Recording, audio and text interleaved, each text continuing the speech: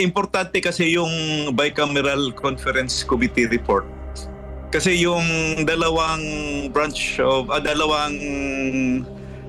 houses natin sa Kongreso, may upper house at lower house, yung Senado at saka yung Kongreso natin, nagpapasa yun ng batas, di ba? Nagpapasa yung budget. First, second, third reading, parehong merong ganun na proseso. Pagdating sa dulo, iba yung kalalabasan ng figures ng budget.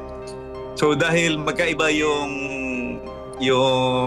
figures na makita ng batas na ginawa ng Senado at batas ng lower house sa Kongreso, so kailangan mag-meet.